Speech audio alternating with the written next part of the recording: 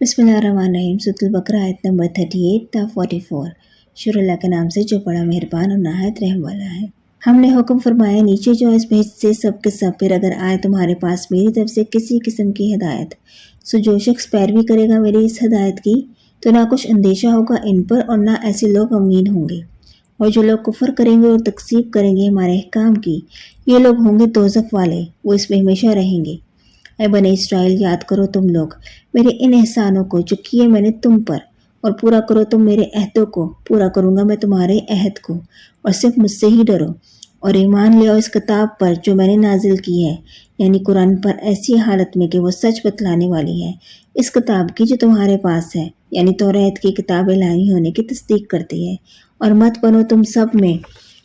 پہلے انکار کرنے والے اس قرآن کے، اور مت لو بالمقابلہ میرے احکام کے معاوضہ حقیر کو، اور خاص مجھ سے ہی پورے طور پر ڈرو،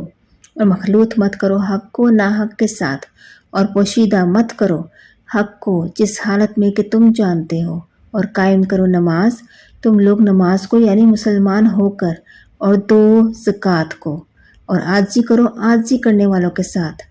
کیا غضب ہے کہ کہتے ہو اور لوگوں کو نیک کام کرنے سے مراد رسول اللہ صلی اللہ علیہ وسلم پر ایمان لانا ہے، اور اپنی خبر نہیں لیتے، حالانکہ تم تلاوت کرتے رہتے ہو کتاب کی، تو پھر کیا تم اتنا بھی نہیں سمجھتے؟